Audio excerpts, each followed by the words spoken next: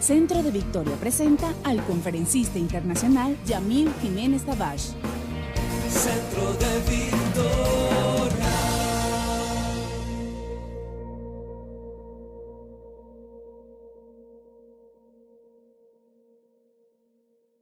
Vamos a entrarle al asunto ya de la escatología que les habíamos mencionado. Escatología son dos palabras griegas, escatos, que es el final, y logos, que es estudio, es el estudio de las cosas finales. Estuvimos hablando hoy hace 8 días de que Israel era el reloj profético, o es el reloj profético de Dios, de que lo que ocurre en el Medio Oriente debería tenernos capturada la atención, que deberíamos estar muy informados y bien informados. No se informe en internet que hay un montón de locos subiendo cosas y escribiendo cosas sin pies ni cabeza. No se ponga a escuchar ahí a todo el mundo que está hablando ya de que Cristo viene y las señales. Usted tiene que desarrollar su propio criterio. Una cosa que hemos luchado nosotros durante años es que la gente en las iglesias debe pensar, no debe tragar todo lo que la persona que está al frente dice. Y no hay nada malo en cuestionarse las cosas, no hay nada malo en investigar. Y una fuente de investigación que es muy linda, porque tiene que ver con todo lo que la Biblia enseña acerca de las cosas finales, son las noticias. Leer el diario, mirar el noticiero en la televisión, escuchar lo que está pasando en el Medio Oriente, nos va a ayudar a ubicarnos donde estamos en el plan de Dios. Cuando estas charlas empezamos hablando acerca del tiempo. No sé si ustedes se acuerdan. El tiempo es un misterio. Y obviamente la Biblia da un círculo completo y vuelve a terminar donde empezó. Vamos a terminar entonces hablando del tiempo. Decíamos que cuando Jesús regrese, que no sabemos cuándo es, no hay ninguna fecha, y cualquier persona que ponga una fecha para decir que Jesús viene tal año o tal día, automáticamente es un falso profeta. Los discípulos le preguntaron a Jesús: Señor, ¿qué señal habrá de estas cosas y de tu venida y del fin del siglo? Y Jesús dijo: esas cosas ni los ángeles de mi Padre las saben. Si Jesús las ignoraba, si los ángeles las ignoran, es mentira que Dios le va a decir a nadie que Cristo viene en el año 2000 o en el 2025 o en el 2030. Es una cuestión de simple lógica.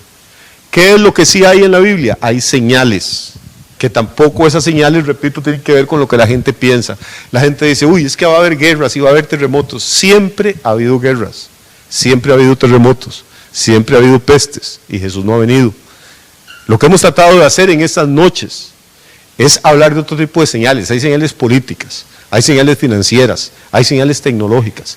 La sociedad, el mundo está evolucionando hacia un estado de cosas en que las piezas del rompecabezas se están armando para preparar el escenario para que Jesús regrese en cualquier momento. ¿Se acuerdan que estábamos hablando de que la regla, el nombre del juego va a ser el control, que va a haber un gobernante mundial, que una red de cómputo que conecte todas las servidores del mundo en manos de una persona o de una institución pueden controlar todo el planeta, que estamos completamente vigilados, controlados, que desde que usted tiene un celular o usa una tarjeta de crédito, ya alguien en algún lugar del mundo sabe quién es usted, cuánto gana, cuánto come, qué enfermedades padece por las medicinas que paga con la tarjeta, que pueden bloquearle la tarjeta y dejarlo inactivo financieramente. Nos estamos moviendo hacia una sociedad, decíamos, estoy tratando de hacer un repaso ligero de lo que hemos tocado, a una sociedad que se llama cashless, que significa una sociedad sin efectivo, y las razones que le dan a usted son muy lógicas.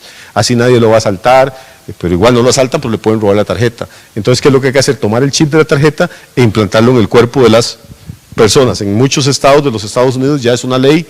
Si usted tiene una mascota, tiene un gato, tiene un perro en la casa, tiene que implantarle el chip para que no haya animales sueltos ni perdidos en la calle. Si el perrito se le pierde, el satélite se lo rastrea donde quiera que usted esté. No sé cuántos de ustedes han podido conducir o viajar en un carro ya con GPS o con GPS, con el sistema de posicionamiento global, pero es una experiencia escalofriante. O sea, usted conecta una maquinita y la maquinita le dice: maneje 3 kilómetros y doble a la derecha y entre a la rotonda y salga en la segunda entrada.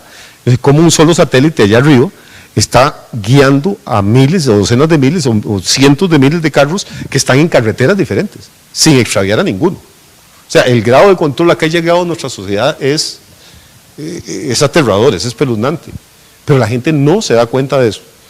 Entonces, cuando oyen que va a haber un eclipse, todavía reaccionamos como los chinos. Ahora hay un eclipse de luna y la gente está diciendo que Cristo venía. Los chinos, cuando había un eclipse, sacaban tambores y todo porque creían que era un dragón que se tragaba la luna, y entonces para asustar al dragón y que se fuera y la soltara. Y claro, como después de varios minutos la luna volvió a aparecer, los chinos dicen: ve, ¿cómo esto sirve? Estamos así a veces, en un nivel de ignorancia terrible. ¿Qué es lo que estamos tratando aquí? No suponemos que lo conocemos todo, ni que lo sabemos todo, estamos aprendiendo. Cuando uno enseña, uno aprende mucho también. Una de las formas más lindas de aprender es tratando de enseñar. ¿Qué dice la Biblia entonces? Dice que Israel va a ir perdiendo aliados poco a poco. Ese Israel que en la década de 1943 hasta el 53 fue un país simpático al que todo el mundo le tenía lástima por la matazón que había hecho Hitler de judíos, y ayudaron a que muchos de estos israelitas volvieran a su tierra. Eso se llama el aliyá en hebreo, la subida. Entonces israelitas de todo el mundo se fueron a poblar Israel. Ese Israel ahora ya no es un país simpático, se ha vuelto un país antipático. ¿Por qué? Porque todos los días sacan en las noticias soldados israelitas bombardeando a los pobres palestinos, y los matan a 3 niños palestinos, cae una bomba en una casa de palestinos. Entonces pasó de ser una víctima Israel a que el mundo lo vea ahora más bien como un agresor. La Biblia decía eso desde hace mucho tiempo. La Biblia dice que aunque todas las naciones de la tierra se vuelquen en contra de Israel, Dios lo va a sostener. Decíamos también que uno de los errores políticos, diplomáticos, estratégicos que ha cometido Costa Rica en su historia fue durante la presidencia de don Luis Alberto Monge, que sacó la embajada de Costa Rica de Jerusalén, que es la capital bíblica, histórica, legítima de Israel, y se la llevó para Tel Aviv. A partir de ahí Costa Rica en realidad no ha levantado cabeza. Lo hizo para que los árabes, creyendo que los árabes nos iban a dar millones de dólares, de petrodólares en aquella época, y no nos dieron pero ni las gracias. Entonces nos quedamos sin el santo y sin la limosna. El escenario es propicio para que Jesús regrese. ¿Dónde va a regresar Jesús? Va a regresar a la tierra de donde Él se fue, a Israel. Sabemos específicamente, según la Biblia, a qué lugar, al Monte de los Olivos. Curiosamente, el libro de los Hechos, el capítulo 1, dice que Jesús ascendió al cielo después de que resucitó y se quedó con los discípulos 40 días, subió precisamente desde el Monte de los Olivos, que está frente a la ciudad de Jerusalén. ¿Qué va a pasar cuando Jesús regrese? ¿Cuál va a ser la situación del mundo? Bueno, va a haber un gobernante o un dictador mundial, una persona, ¿se acuerda que estuvimos hablando de él hace 8 días? A la que se le conoce con muchos apodos en la Biblia: la bestia, el hombre de pecado, el inicuo, el caldeo, el anticristo. Y el tema está de moda. Hay cientos de películas en Hollywood sobre el anticristo, desde el bebé de Rosemary, mujeres que quedan embarazadas de un demonio, hijos que son consagrados al diablo. La gente, aún la gente que no va a ninguna iglesia, tiene curiosidad por este tema y sabe que algo se está cocinando. Terminamos hoy hace 8 días hablando que Pablo le escribe a Timoteo y le dice: e indiscutiblemente grande es el misterio de la piedad. Dios fue manifestado en carne. ¿Recuerdan? Y luego, escribiéndole a la iglesia de los tesalonicenses, les dice que ya está en acción el misterio de la iniquidad. Entonces, bíblicamente, para los tiempos finales, hay 2 cosas a las que Pablo le llama misterio. Llama a una el misterio de la piedad y a la otra le llama el misterio de la iniquidad. ¿Qué es iniquidad? Iniquidad es maldad, es lo contrario a la piedad. Una persona inicua es lo contrario a una persona piadosa. Ahora vamos a hacer un poquito de lógica elemental. Si inicuo es lo contrario de piadoso, y el misterio de la piedad es que Dios fue manifestado en carne, ¿cuál será el misterio de la iniquidad?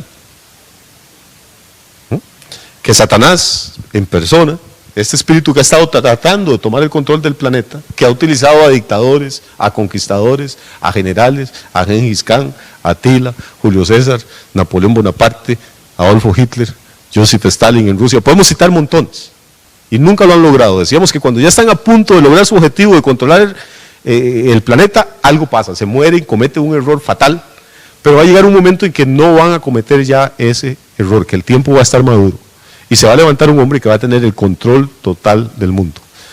Va a arreglar los problemas económicos, va a arreglar los problemas bélicos, los conflictos, las guerras, y la gente se va a maravillar y va a decir: esto es lo que siempre hemos estado necesitando. La Biblia dice que van a exclamar: ¿quién como la bestia? O sea, ¿quién como este hombre?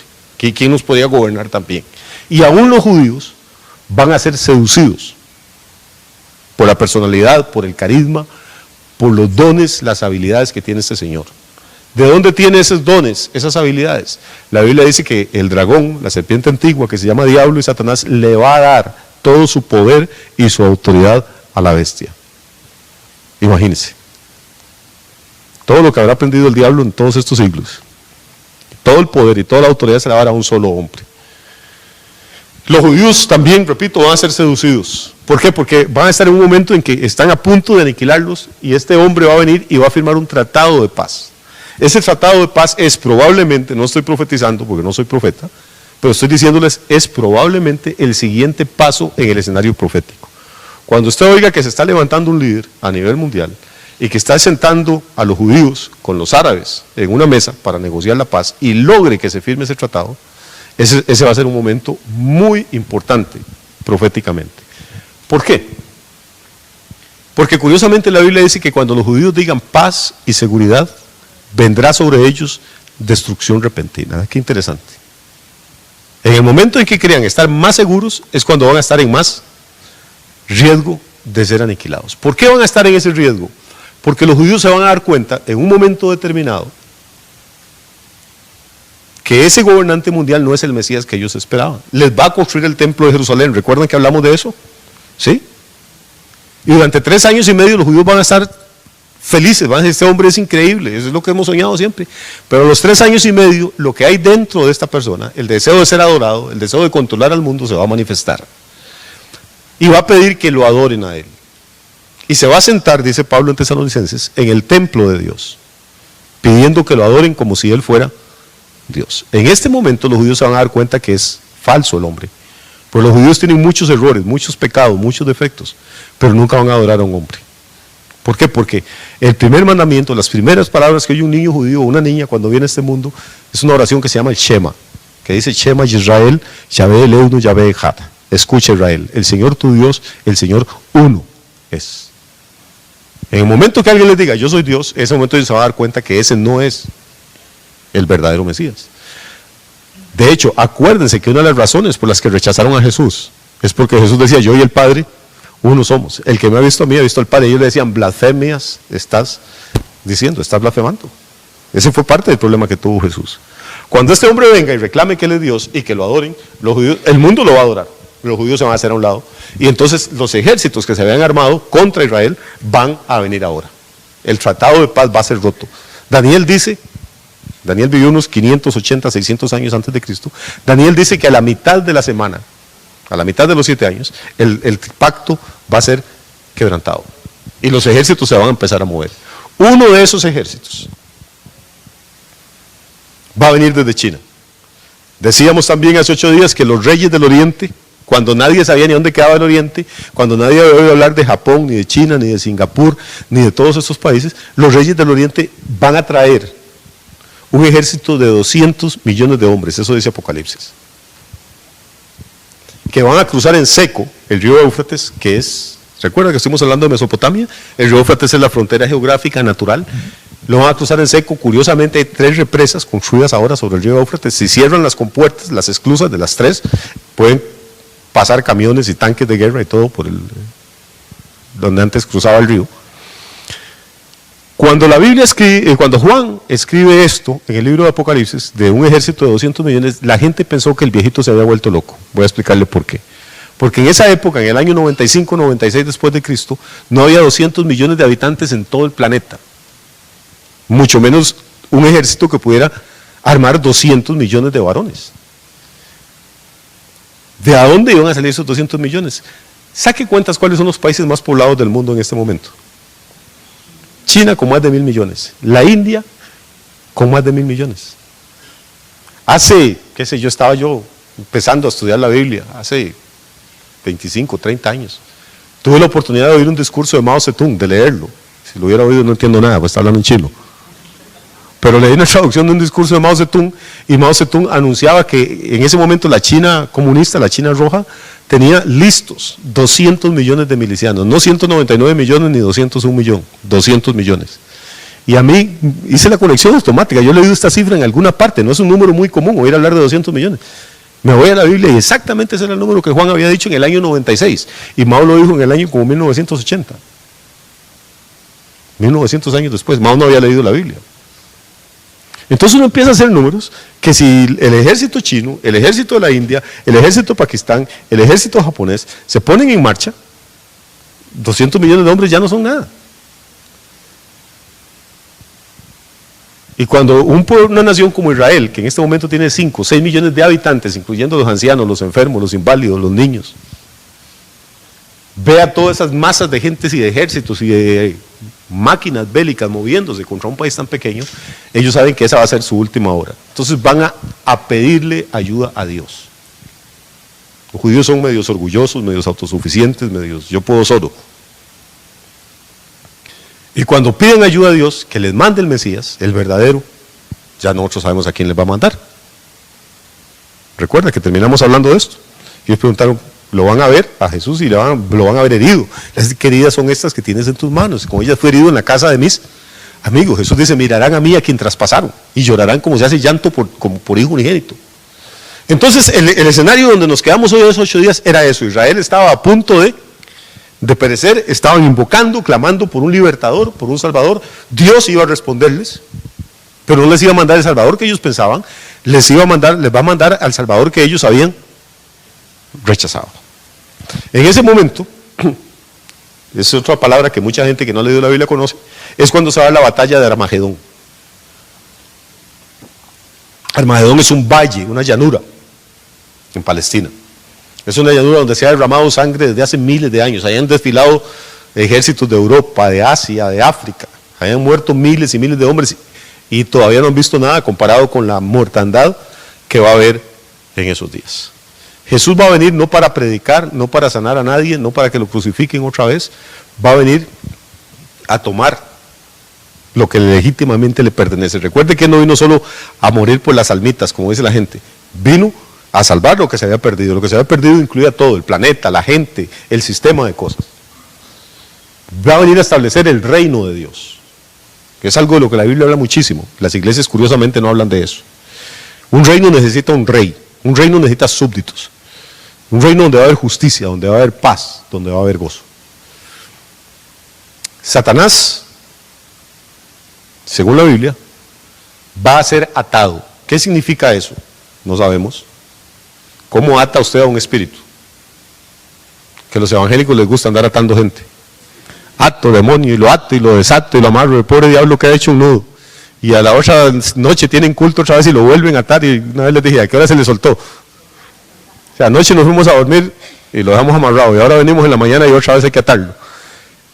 Voy a serles espantosamente honesto. Nosotros no podemos amarrar al diablo. Ojalá fuera así. ¿Cómo que no? Es que usted es un incrédulo. Si 2 de nosotros se ponen de acuerdo, pónganse de acuerdo 2 o 200 o 2000. Para que Satanás sea atado, tiene que venir Jesucristo a este planeta. Antes de eso, no dice en ninguna parte que Él va a ser atado. Pero lo interesante es que dice que va a ser atado durante 1000 años. Ese es otro periodo que conocemos como el milenio. Es la última vez, o la penúltima vez, que la Biblia cuenta el tiempo. Va a haber un periodo de 1000 años, que son muchísimos años, en los cuales este planeta va a estar libre de la influencia demoníaca. Y va a tener la presencia real, física, tangible, de Jesús gobernando el planeta desde Jerusalén. Nada más imagínense cómo va a ser esto. A esto es lo que la gente le tiene miedo y le llama el fin del mundo y entran en pánico. Más bien va a ser algo, una época como nadie ha visto, de esplendor, de salud, de paz. Cuando parece que ahí termina el cuento, la Biblia, que no deja de sorprendernos, dice, y al final de los 1000 años, Satanás será suelto. Y vuelve otra vez entonces. Ya cuando nos habíamos casi librado del bicho vuelve a aparecer. Entonces uno se rompe la cabeza y uno dice, ¿pero para qué? Si ya lo teníamos cocinado ahí, era nada más de rematarlo. Repito, no tenemos todos los detalles, pero voy a darles un poquito de información, a ver si la podemos ubicar en ese contexto. ¿Estoy claro hasta aquí o los estoy confundiendo? Yo trato de leerle la cara a ustedes. Y a veces me confundo.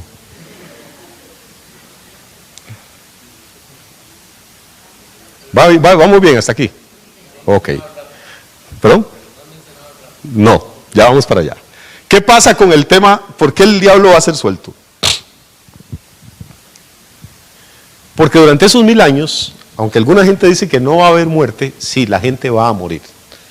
Nada más que en esa época, si alguien se muere a los 100 años de edad, van a decir, ay, se murió un niño, murió un angelito, como dice la gente.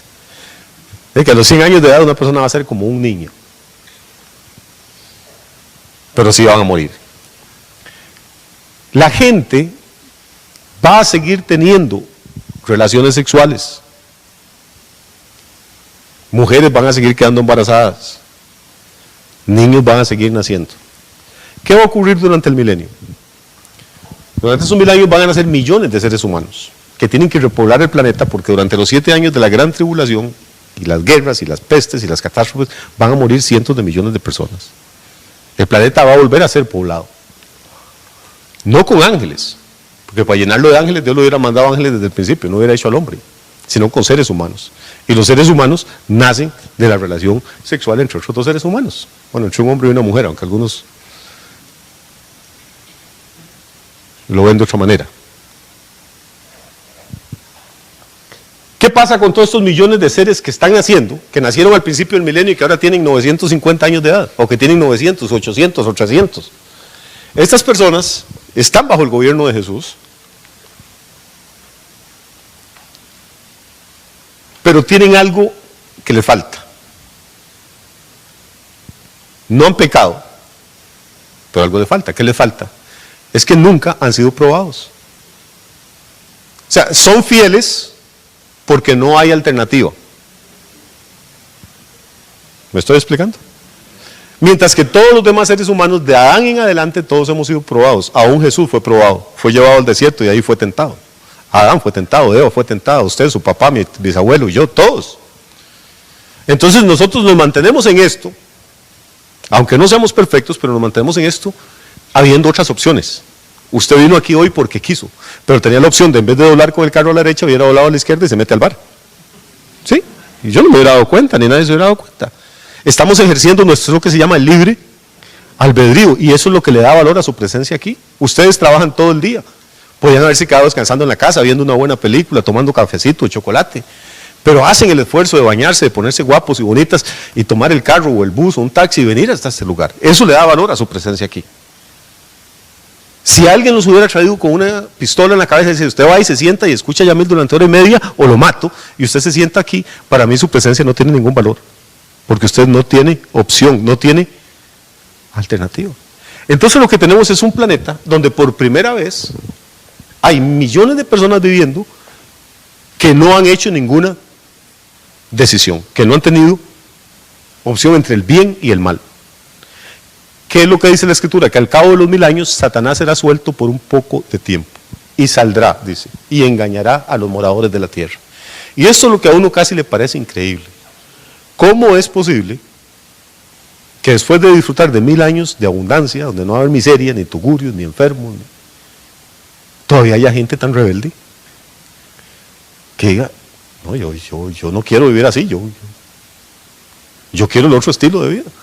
En ese momento ya no va a haber ni siquiera guerra. Lo que dice la Biblia es que Dios los va a fulminar. Ya se acabó la paciencia.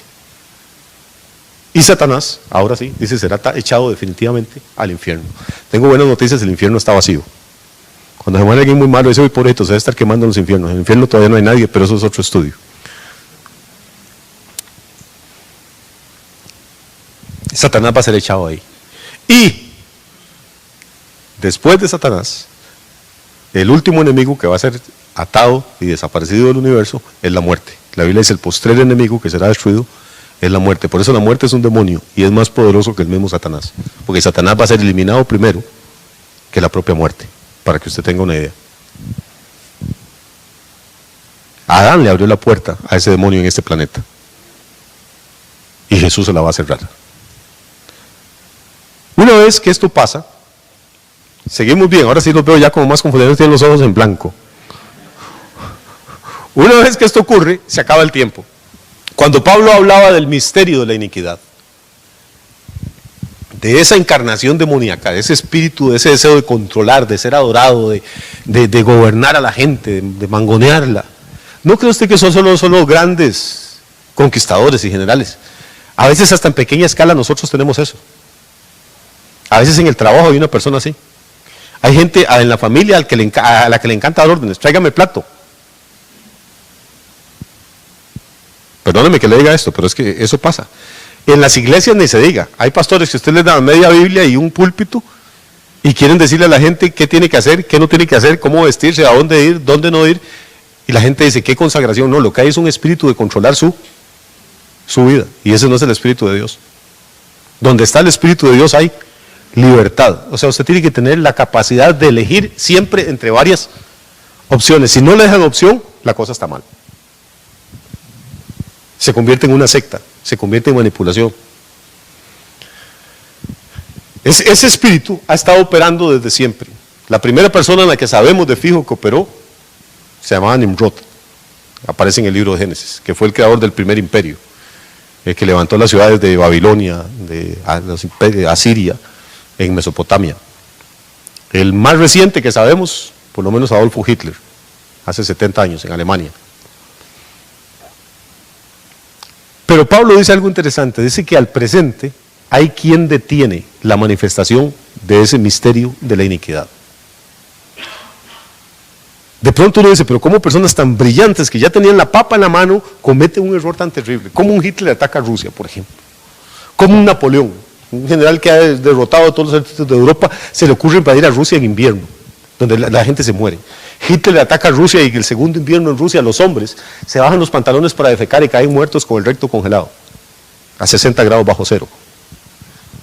La grasa de las ametralladoras se congela, no pueden disparar. Los tanques de combate, antes los Panzer, antes de arrancarlos, tienen que hacer una fogata para que el aceite que se congeló en el cárter vuelva a ponerse en estado líquido.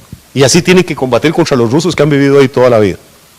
Uno dice, ¿cómo alguien tan brillante hace algo tan estúpido? Bueno, es que hay una fuerza también espiritual. Así como hay una negativa operando, hay una fuerza positiva. Así como hay una fuerza demoníaca, hay una fuerza divina. Se llama el Espíritu Santo. ¿Dónde opera el Espíritu Santo? Opera en los creyentes en Cristo. No vive en las catedrales, no vive en los templos, no vive en las carpas, vive en las personas. Eso es lo que está impidiendo que se manifieste plenamente el misterio de la iniquidad.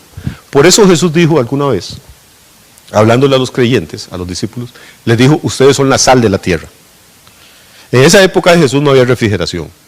Entonces cuando usted mataba a un animalito, una oveja o una vaca para comer, pues se podía comer cierta cantidad de carne, pero el resto, por más glotón que usted fuera, no se va a comer una vaca. Entonces, ¿qué hacían? Salaban la carne. Nuestros papás y nuestras abuelas todavía vivieron esa época, en que uno no tenía refri en la casa o en el campo, no había electricidad, y se compraba sal y con la sal se salaba la carne, y eso ayuda a preservarla. Cuando Jesús dice que la iglesia, que los creyentes, que los discípulos de Él son la sal de la tierra, lo que está diciendo es que la tierra no se ha podrido por completo, ni la sociedad ni el planeta, por la fuerza esa que opera en ustedes sin que ustedes siquiera se den cuenta. Pero, dice Pablo, a su vez va a ser quitado de en medio. Va a ser quitado de en medio. Y cuando sea quitado de en medio, entonces se va a manifestar aquel inicuo, dice Pablo, a quien el Señor matará con el espíritu de su boca y el resplandor de su venida. No sé si han visto, aunque sea en televisión, cómo opera un reactor nuclear. Pero las reacciones nucleares generan unas temperaturas altísimas, de miles de grados. Y si se logra descontrolar la temperatura, se funde el reactor y hay una explosión como pasó en Chernobyl, en Rusia, hace unos años. Va a haber 1000 de muertos, va a haber problemas. Los reactores nucleares tienen un agua que se llama agua pesada, que sirve para enfriarlo. En vez de ser H2O es H3O, tiene 3 átomos de hidrógeno y solo 1 de oxígeno. Es un agua especial que se produce para mantener frío el sistema. Digamos que es como el radiador de un carro.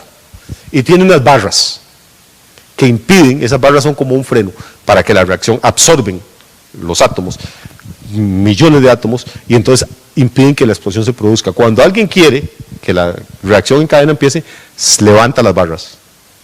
Y ya no hay quien estorbe que los átomos choquen uno con otro y empiecen a generar calor. Digamos que nosotros somos como esas barritas. Mientras nosotros estemos aquí, el mundo va a estar seguro. La iglesia es el seguro de vida del mundo. Cuando llegue el tiempo, Dios va a sacar a su iglesia, va a levantar las barras. Eso es lo que se conoce con el nombre del rapto de la iglesia. También gente que no va a ninguna iglesia. Ahora se puso tan de moda el tema.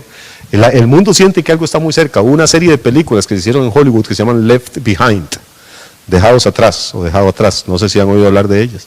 Ahora usted va a los cines y le dan películas de Noé y oye hablar de todo. Como que la gente, ¿por qué? Que la Biblia dice que la venida de Jesús va a ser como en los días de Noé.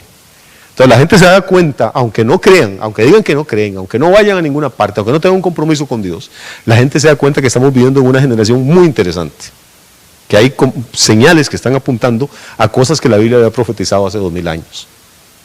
Y hay curiosidad por saber. A ese momento en que Dios saque a los suyos, hay 3 opiniones con respecto a cuándo va a ocurrir. No quiero confundirlos, estos son paréntesis, si no se acuerda nada de esto, no importa. Eso ya va a ser igual, siga viviendo feliz. La primera opinión se llama la de los pretribulacionistas. De antes, de previo, pretribulacionistas. ¿Qué son los pretribulacionistas? Son los grupos o las personas que suponen o que afirman que la iglesia va a ser quitada antes de que empiecen los 7 años de la gran tribulación. Esos años de guerra, de pestes, de terremotos, de calamidades que a la gente les tiene tanto miedo. Entonces ellos dicen, tranquilos, ustedes no van a ver nada de eso. Hay una segunda opinión que se llama la de los mid, M-I-D, mid tribulacionistas. Como el nombre lo dice, mid es de middle en inglés, de mitad de la tribulación. Esos creen que el rapto va a ocurrir a los 3 años y medio, que va a ser justamente el tiempo cuando el anticristo rompa su pacto y quiera sentarse en el templo de Dios. O sea, lo que ellos dicen es que si usted es cristiano o cristiana, pues sí le va a tocar llevar palo un ratito, 3 años y medio por lo menos. O sea, aguante, apriete los dientes y el Señor va a venir y los rescata. La tercera opinión es la de los post-tribulacionistas. Eso dice que usted va a tener que llevar cuero los 7 años de tribulación, pasar por todas las plagas y pestes habidas por haber, y que a los 7 años el Señor va a levantar la iglesia. A nivel personal, y esto repito, esto es una cosa de qué creemos nosotros, qué enseñamos, esto no lo estoy enseñando como doctrina. A nivel personal, yo creo que el rapto va a ocurrir antes de. O sea, yo me ubicaría entre los pre-tribulacionistas. No veo para qué Dios lo va a sacar a usted después de 7 años de plagas y pestes. ¿Para qué se lo va a llevar? ¿Ya para qué? Eso es como cuando se escapa el ternero del potrero y le dicen al chiquillo, vaya y cierra el portón. De ahí el ternero se fue, ya para qué va a cerrar nada. Hay otra posición que es muy fuerte, repito, es la de los mid-tribulacionistas. Hay otros que dicen que la iglesia se va a quedar aquí en la tribulación, pero que no va a pasar por ninguno de los juicios porque Dios la va a proteger. Cada uno tiene su razón y sus argumentos, no estamos aquí para pelear con nadie. Los que opinan eso, lo que dicen es, por ejemplo, cuando el pueblo de Israel estuvo en Egipto, antes del éxodo, todas las plagas caían sobre Egipto. Dice que hubo oscuridad sobre Egipto, que hubo tinieblas, pero que en la casa de los israelitas había luz. Que moría el ganado de los egipcios, pero no de los israelitas. Entonces ellos dicen, eso es un tipo. Dios en medio de las plagas puede proteger a su pueblo. Otros, o sea, no es así como nada más decir, qué tontos aquellos o qué equivocados están. Tenemos que tener respeto y averiguar por qué otras personas opinan como opinan. Aún así, por razones que ahora no vienen al caso, yo sigo creyendo que el rapto va a ser antes de los juicios de la tribulación.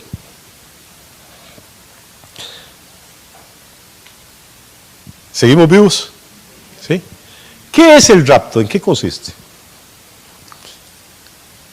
Pablo dice más o menos esto. Dice, porque los muertos en Cristo resucitarán primero. Y luego nosotros, escribe él, los que estemos vivos, seremos transformados en un abrir y cerrar de ojos. O sea, va a ser una cuestión instantánea. Note entonces que Pablo está hablando de 2 clases de creyentes. Los que hayan muerto, confiando en Cristo, dice, van a ser resucitados. Los muertos en Cristo resucitarán primero. Y luego nosotros, dice él se incluye en esa colada. Los que estemos vivos, vamos a ser transformados en un abrir y cerrar de ojos. Y así estaremos siempre con el Señor.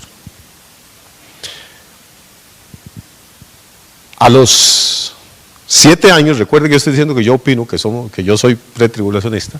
A los 7 años, después de los muertos resucitan, los que están vivos son transformados y suben. ¿A estar dónde? Con el Señor. ¿Qué va a ocurrir ahí? Algo que la Biblia le llama la cena de las bodas del Cordero. Es por fin el novio se va a unir con la novia que ha estado limpiando y preparando durante 2000 años. Va a ser un día glorioso, va a ser una fiesta espectacular. Note qué interesante. Note que lo último que hace Jesús en su ministerio aquí en la tierra es cenar con los discípulos. Y lo primero que hace cuando los discípulos lleguen al cielo es cenar con ellos. La comida es muy importante en la Biblia. De hecho, Adán y Eva nos metieron en problemas por una comida. El primer milagro que Jesús hace, lo hace en una boda donde obviamente hay comida. Jesús multiplica el pan, multiplica los peces, le da de comer a la gente. Él dice que Él es el pan de vida. Si usted empieza a analizar el tema de la comida en la Biblia, alcanza para sacar otros 200 estudios. ¿Será por eso que ayunar es tan feo? Pero bueno, el Señor entonces se lleva a esa gente, tienen una cena que en teoría va a durar 7 años, y a los 7 años Jesús regresa. Pero Jesús no regresa a este planeta solo. Dice, lo que dice la Biblia es, vino el Señor con sus santas decenas de millares. Él vuelve con los santos. Respire profundo. ¿Ya le está doliendo la cabeza? No. Atrás. Estamos despiertos todavía. Ahora sí, aquí empieza la parte difícil. Vamos a usar los dedos y vamos a contar esta noche. Cuando Jesús vuelve, no vuelve solo. Él dice que va a venir con la gloria de sus ángeles y va a venir con sus santos. En la Biblia los santos, nunca se le llama santos a los muertos que están allá. En la Biblia santo es una persona que está viva, que ha sido separada para Dios, para el servicio de Dios, para la alabanza de Dios. Santo no significa perfecto, ni nada por el estilo, como la gente piensa. Es otra cosa, pero bueno. El problema es que cuando Jesús venga, con Él viene un grupo gigantesco de personas. Y estas personas están divididas en 2 bandos. Vienen 2 tipos de personas. Vienen personas que han sido resucitadas y personas que han sido transformadas. Para que usted lo resuciten, lo primero que necesita es estar muerto. Sí, es lo primero. Y recuerde que va a haber millones que no van a morir. Pablo dijo, no todos dormiremos, pero todos seremos transformados. Está hablando de esto, de este mismo fenómeno, de esta misma hecho del arrebatamiento o el rapto de la iglesia, o la traslación de los santos, como se decía antes. Muy bien, vamos despacito entonces. Cuando Jesús venga, viene con 2 clases de personas. Vienen personas que experimentaron la muerte aquí en la tierra, muerte natural, muerte de un accidente, muerte por persecución, como mártires, lo que sea. Del polvo el Señor los va a levantar. La resurrección va a ser algo espectacular. Job, que es uno de los primeros libros de la Biblia que fue escrito, Job decía, yo sé que después de deshecha mi carne, yo he de ver a Dios con estos ojos. O sea, ya la gente tenía la confianza en que la muerte no tiene la última palabra. Que la gente que amamos y que hemos sepultado va a levantarse de ahí. Y no se va a levantar como Gasparín, el fantasmita amistoso. Ahí va a andar como una sábana en el espacio. Va a tener un cuerpo de resurrección, un cuerpo tangible. Tangible significa que se puede tocar. Después de que Jesús resucitó, entró los discípulos y dijeron, uy, es un fantasma. Y Jesús dijo, no, un espíritu no tiene carne ni huesos como yo, tóquenme. Curiosamente no dijo no tiene carne y sangre, porque Jesús no tenía sangre en ese momento. Toda la sangre la había derramado en la cruz. Él resucitó solo con su carne y con sus huesos. A Tomás, que no creía, le dijo, venga, meta el dedo aquí en el hueco del clavo, meta la mano en la herida que me dejó la lanza. O sea, no era un fantasma, es algo, cuando usted resucite va a resucitar con un cuerpo espectacular. Sin gimnasio, sin dieta. O sea, va a ser algo genial, genial. Pero resulta que van a venir también con Jesús millones de personas que no se murieron. Recuerden, no todos dormiremos, sino que fueron transformados en un abrir y cerrar de ojos. Entonces en la tierra vamos a tener, y aquí, recuerde, termina la tribulación y arrancan los 1000 años que conocemos con el nombre del milenio. Entonces en el milenio va a haber 3 clases de personas.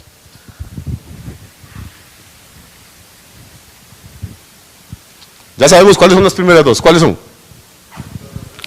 Los resucitados y los transformados. Pero hay otra, los que sobrevivieron a la tribulación, que van a ser millones también y que se van a quedar aquí y van a tener chiquitos y familia. Supuestamente, tengo pésimas noticias, en la resurrección no estoy seguro, pero hasta donde yo entiendo la Biblia, como que después del resucitado no va a haber relaciones sexuales. No se pongan tristes, yo al rato estoy equivocado. Pero Jesús dijo, no dijo exactamente así que no va a haber, dijo en la resurrección ni se casarán, ni se hará en casamiento. Así que si quiere agarrar a alguien, agárrelo ahora pronto, porque marido no va a conseguir ni mujer después del resucitado.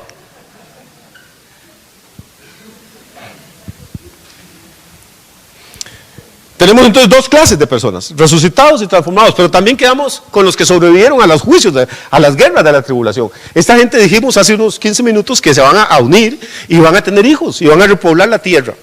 Entonces en el milenio, cuando al final del milenio Satanás se ha suelto, Satanás no va a probar ni a los resucitados ni a los transformados, porque ya esos pasaron por todas las pruebas aquí. ¿A quiénes va a probar? A los que ni habían muerto, ni se fueron en el rapto, sino que nacieron durante el milenio. Y cuando terminen los 1000 años, y Satanás se ha suelto por un poco de tiempo, que la Biblia no dice cuánto, ya después se acabe eso, y se acabe la muerte, se acaba el tiempo. Y entramos otra vez a la eternidad. Y aquí ya sí el cerebro se nos empieza a hacer chiquitico a nosotros. Porque nosotros no entendemos lo que es la palabra eternidad. Nosotros somos seres finitos. Nosotros vivimos menos que una tortuga. Vea qué desperdicio. Vivimos menos que un secoya, que son unos árboles que hay en California, que tienen 700, 800 años. Vivimos menos que un árbol de oliva. En Jerusalén hay árboles, hay olivares. En el huerto de Getsemaní hay olivares que se supone que Jesús pudo haberlos tocado. Tienen 2000 años el árbol, y ahí está. Y uno con todo este cerebro y toda esta fuerza y este talento y esta belleza que Dios nos dio, para morirse a los 80 y pulseándola, ya echándole ganas al asunto. Entonces somos seres finitos y nos movemos en espacios finitos. Voy a usar ahora unos conceptos, por favor respire profundo y ya después de eso ya no los atormento más. Estamos limitados en el tiempo y estamos limitados en el espacio. Por más que usted viaje, por más que viaje, es muy difícil conocer todos los rincones de Costa Rica. Tal vez un Miguel Salguero que dedicó su vida a eso. Y Costa Rica es un huevito. Ya decir que va a conocer todos los rincones de Costa Rica y los de Nicaragua, ya casi es imposible para un ser humano. Y decir que aparte de eso conoce cada rincón y cada barrio y cada caserío de Panamá. Y estamos hablando de Centroamérica que ni aparece en el mapa. O sea, no hay nadie que conozca completamente un país. Estamos tan limitados en el tiempo. Usted puede viajar. Hay gente que dice, yo conocí España. No, pues usted fue al aeropuerto y fue a 3 o 4 ciudades. España es gigantesco. Yo estuve en Inglaterra, no, digan qué ciudad estuvo. Yo viví en Estados Unidos, no, hombre, viví en un sótano, hay un basement, en New Jersey, congelándose. No raje. Eso es demasiado grande para decir que uno lo conoce. O sea, no conocemos ni un país, menos un continente, menos este planeta. Y este planeta es uno de los miles de millones de planetas que hay en el espacio. Entonces nuestra limitación es una limitación espacio-temporal. Estamos limitados por el tiempo, muy corto. Exageremos, digamos que vamos a vivir 90 años. Y por lo que vamos a conocer de espacio, que es un huevito. Y vivimos en un universo inimaginablemente grande. Los números que manejan los astrónomos son números que el cerebro de nosotros no puede manejar. La última vez que leí están hablando de que en la Vía Láctea, que es la constelación donde vivimos nosotros, hay 100.000 millones de soles. Y el Sol nuestro tiene como 9 planetas alrededor de él, y se supone que esos 100.000 millones de soles hay miles de millones que tienen otros chorros de planetas en esta galaxia, y ya conocen miles de galaxias, y los telescopios y los radiotelescopios no dejan de descubrir todas las semanas galaxias. Están hablando de galaxias que están a 3.000 años luz de nosotros. ¿Usted tiene idea de cuánto es eso? Hace poco descubrieron un objeto que está a 13.000 años luz. La luz viaja a 300.000 kilómetros por segundo. En un minuto. La luz viaja a 18 millones de kilómetros en un minuto. En una hora viajan 1080 millones de kilómetros, que ya el cerebro nos da a nosotros. En una hora, ahora en un día, en un año. Y están hablando de objetos que están viendo a 13.000 millones de años luz. Y no para de expandirse el universo. Entonces, ¿por qué estoy diciéndole esto? Porque cuando entremos a la eternidad, si el universo fuera estático, si el universo fuera finito, tarde o temprano nos aburriríamos. Porque si usted va a vivir eternamente en un universo finito, tarde o temprano lo va a conocer todo, tiene toda la eternidad para conocerlo. Entonces cuando salimos de la dimensión del tiempo y entramos a la eternidad, tenemos que salir de la dimensión del espacio y entrar a la infinitud.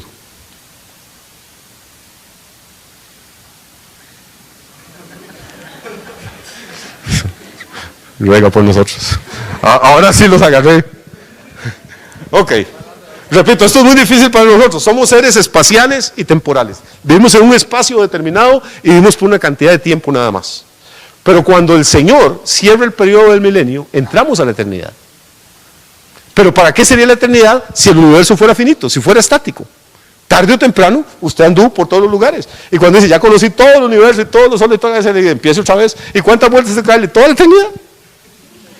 Pero Dios está en carga y entre más avanza la ciencia, más va descubriendo. Por ejemplo, en la época de Copérnico, de estas personas, ellos creían que el universo era estático. Que la Tierra era el centro del universo y que el Sol daba vueltas alrededor de la Tierra y que había 9 planeticas ahí, ni 9 creían, solo 5 conocían. Después descubrieron 2 más y que eso era todo el universo. Y después empiezan a ver estrellas y galaxias y ahora lo que dicen, de ahí surge la teoría del Big Bang, de la gran explosión, es que hubo una explosión original y que la fuerza de esa explosión todavía está haciendo que las galaxias se alejen en todas las direcciones del universo. Es un universo que se expande continuamente. Y solo un universo así podría alojar a gente que va a vivir eternamente. O sea que lo que la ciencia ha descubierto en realidad no contradice la Biblia. Si usted entiende la Biblia y si piensa un poquito en lo que está leyendo y entiende lo que es vivir eternamente, se va a dar cuenta que va a necesitar un espacio infinito para poder pasar una vida eterna. La idea que tiene la gente religiosa del cielo es como una bodega. Van a meter ahí un montón de viejillos y viejillas a leer la Biblia y a rezar toda la eternidad. Es una cosa aburridísima. Ahora, me dan 5 minutos más.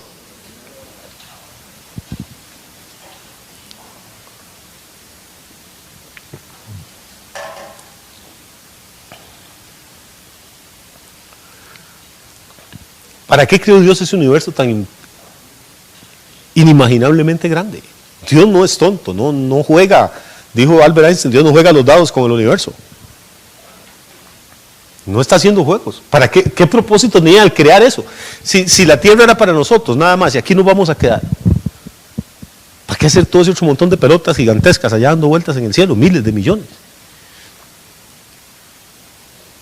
Yo creo que el plan de Dios es mucho más grande de lo que uno se imagina. O sea, tenemos un Dios tan chiquitico, tan religioso. Recuerde que aquí en la tierra va a haber 3 clases de personas. ¿Sí? ¿Cuáles eran? Resucitados, transformados, pero van a estar los otros. Cuando al fin del milenio Satanás se ha suelto, muchos se van a rebelar contra Dios y van a ser exterminados, pero muchos van a permanecer fieles. Y como ya la muerte está atada, entonces esta gente van a ser inmortales. No pasaron ni por la resurrección ni por la transformación, pero van a ser inmortales, como originalmente fue planeado que fuera Adán. Y como ellos sí se van a poder reproducir, tal vez los resucitados no, ni los transformados, pero ellos sí. Y van a tener toda la eternidad para ponerle el asunto. Van a poder tener muchos chiquitos. Y entonces todo ese universo que Dios creó puede ser poblado con la gente que se produzca desde acá. La tierra va a ser el lugar desde el cual Dios va a empezar a colonizar todo el universo. Por eso es que Satanás estaba tan interesado en pervertir este planeta y en contaminarlo. Y por eso Jesús estaba tan interesado en venir a morir en la cruz para rescatarlo. La Biblia no dice que Cristo vino a buscar a los que se habían perdido, sino que vino a buscar y salvar lo que se había perdido. Tenemos un Dios que está muy interesado en una cosa mucho más gloriosa que llevar almitas para meterlas en una bodega allá en el cielo. La Biblia profetiza que va a llegar un momento en que toda la creación se va a llenar con la gloria de Dios. El mundo entero va a conocer la gloria de Dios, el universo entero. Y cuando uno empieza a entender estas cosas, le dan como ganas de enamorarse más del Señor. Y le dan más ganas de decir, caramba, la vida no es tan absurda como parece, la muerte no es el final de todo. Tenemos un Dios que es mucho más sabio de lo que nosotros. Él mismo lo dice, mis caminos son mucho más altos que los caminos de ustedes y mis pensamientos son más altos que sus pensamientos. Entonces, la verdad es que yo tengo mucha curiosidad por ver cómo va a ser el otro lado. No tengo ninguna prisa por morirme, pero sí siento una curiosidad enorme. Tengo una curiosidad enorme porque Pablo dice que cosas que ojo no vio, ni oído oyó, ni siquiera se las ha imaginado hombre alguno, son las que Dios ha preparado para los que le aman. Nada más imagínense. Uno a veces ve esos paisajes espectaculares en las películas o en otros países, pero qué cosa más linda. Y es lo que estamos viendo en un planeta que está invadido por demonios, contaminado por el pecado. ¿Cómo será lo que Dios ha creado en otros lugares que todavía no han sido tocados. Debe ser cosas impresionantes. Así que hay que ponerle el asunto, hermanos, hay que trabajar, hay que estudiar, hay que esforzarnos, pero hay que entender que al final todo eso se va a quedar aquí. Estudio, títulos, trabajo, plata, casas, carros, y que el plan de Dios es eterno. Tratamos con un Dios eterno nosotros que somos criaturas finitas. Tratamos con un Dios que es más grande que el universo entero. La Biblia dice: los cielos de los cielos no te pueden contener. Nosotros que no podemos ni conocer un país entero. Entonces por eso es que a veces hay ese desfase entre nosotros y los planes del Señor. Porque estamos agobiados por los problemas, por las luchas, por ganarnos la vida, por el salario, por problemas de familia, de salud, todas esas cosas. Y nos hacen perder de vista el cuadro grande, lo que los gringos dicen la big picture. A veces tenemos una visión de túnel. ¿Sabe qué es una visión de túnel? Es como cuando los chiquitos arrollan una cartulina o un papel de estos de construcción, lo doblan, hacen un cilindro y usted se lo pone en un ojo. Usted apunta a la pared y lo que ve es un pedacito de pared, pero la pared es mucho más grande que lo que usted está viendo. La religión lo que hace es darnos un rollo de cartulina, un rollo de versículos y de libros, y ponernos en el ojo, entonces uno ve un pedacito, pero pierde de vista el big picture, el cuadro grande, el cuadro completo. Por eso hay que volver una y otra vez a la Biblia y refrescarnos. ¿Estamos de acuerdo con eso? ¿Sí? Hay una anécdota que la que debo haber contado unas 30 veces en mi vida, pero me encanta, que nunca he encontrado nada que me parezca tanto. La de los 4 ciegos que querían conocer un elefante, ¿se acuerda? Los llevaron a la India. Fue una organización caritativa de los Estados Unidos. Hicieron como un concurso para ciegos y el sueño de estos señores era conocer un elefante. Entonces los llevaron a la India, los metieron en un cuarto con un elefante. Allá usan mucho los elefantes para jalar madera y troncos y los domestican. Los dejaron a solas con el elefante a los 4 como 15 minutos y luego lo sacaron. Y afuera había periodistas y gente para hacerles entrevistas y que contaran cómo había sido la experiencia, que ese era el sueño de la vida de ellos. Y todos dijeron: pues algo impresionante. Sí, pero ¿qué percibieron ustedes? ¿Cómo podrían describirle a otro ciego cómo es el elefante? Y ahí empezó el pleito. Porque uno dijo que los elefantes eran como las culebras. Otro dijo que un elefante era como un mecate. Otro dijo que un elefante era como un árbol. Y el otro dijo que eran como una pared. Y al final los 4 cieguitos se iban a dar de pescozadas, porque cada uno decía que los otros 3 estaban equivocados, que eran unos idiotas. O sea, que toda la vida soñando con conocer a un elefante, los traen de Estados Unidos, los llevan a la India, los meten al cuarto del elefante y ni siquiera conocen el elefante. Ya cuando empiezan a investigar el asunto, ¿qué es lo que pasa? Que uno de los 4 había agarrado el rabo del elefante y a él le pareció que era un mecate. Otro abrazó la trompa del elefante y él la sintió que se movía y que era como una culebra. Otro se abrazó una pata y creyó que estaba agarrando un tronco de árbol.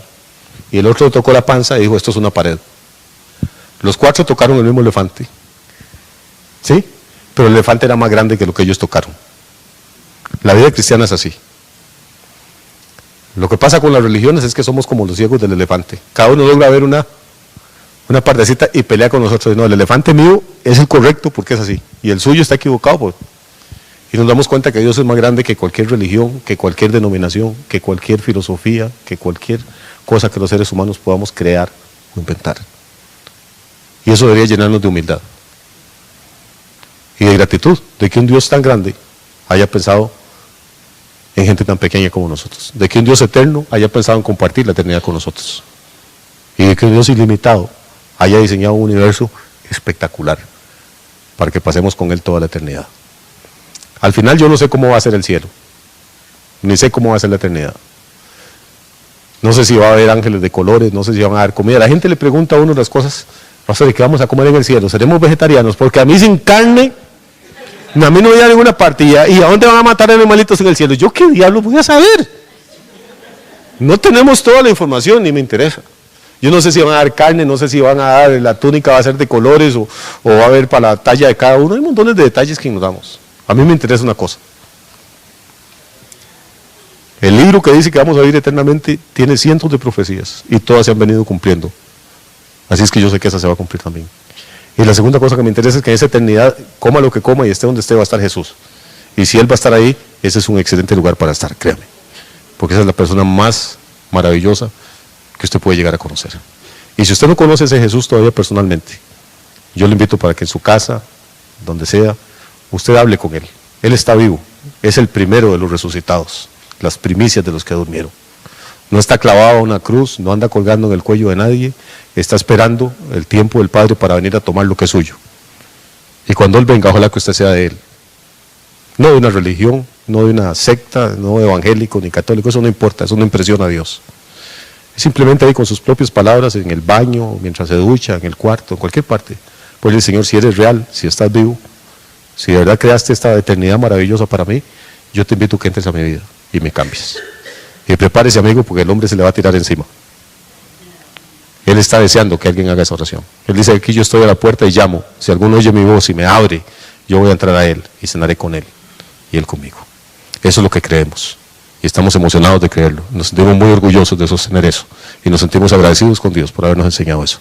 Gracias por haber sido tan fieles durante toda esta serie de sesiones.